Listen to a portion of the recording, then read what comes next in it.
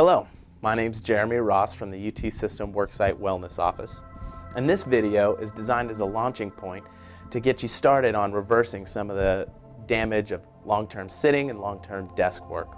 Now this video is both an instructional video and something of a demonstration video. I want to expand on some of the ideas on what can happen with long periods of sitting, long periods of desk work, and show you something of what to do about it. Now, this video is designed for general knowledge for healthy individuals, so if you feel any pain, any discomfort, or if you're concerned about any existing medical condition, talk to a doctor. First thing I want you to do is just sort of test out your range of motion. Move your head around, side to side, rotation, front and back. Check your shoulders, move them around, see if anything feels sticky, feels weird, feels painful. We're going to see if we can improve on that, make things a little bit more comfortable. The first thing I want you to do is take your hand and reach behind your back as far as you can. If you can, reach around with the other hand, grab that wrist and pull it as far back as you can. Then I just want you to lean your head back and away from that stretched side, and you should feel a nice solid pull from the neck all the way down to the shoulder. Next thing, I just want you to take that neck through a full range of motion. So take your left ear and just push it down into your left shoulder. Hold that for a couple seconds. Then we'll do the same thing front and back. Move that head all the way back, nod it all the way forward. Hold those for a couple seconds, 10 to 15 times. Next thing we're going to do is target some movements in the shoulder girdle. So what I want you to do is shrug high and give me high rolls forward and high rolls backwards. Just give me 10 to 15 on each side, and hopefully you'll work out some of that stiffness. Now the rest of those muscles in the shoulder girdle are muscles in the chest.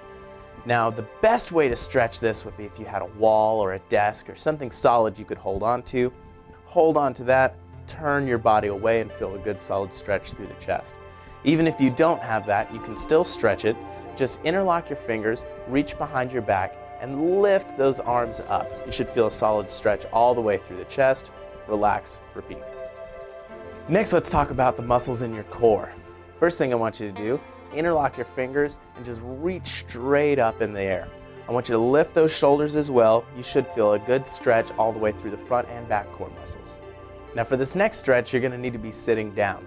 Just round your whole back and push your chest down into your knees. If you can, wrap your arms around the legs and get a good solid stretch all the way through there. For this next stretch, go ahead and stay seated. Pull your foot straight up to your shin and try and get it as high on your knee as you can. If you can, go ahead and set that foot on the knee. And if that's not enough of a stretch, you can actually turn away from that stretched side and you should feel a good solid stretch on that side. Now let's go ahead and move into those hips a little bit. What I want you to do is first off, go ahead and test some of the range of motion in those hips. All I want you to do is lift one knee in the air as high as you can. You should see about 130 degrees range of motion in that hip. If you've been doing a lot of sitting, haven't been doing a lot of stretching, it's not uncommon for you to see about 90 degrees. The next thing we're going to do is the hamstrings. The important thing about stretching the hamstrings is that a muscle can't stretch under load. What that means is if you're using the muscle, you won't be able to stretch it to full capacity.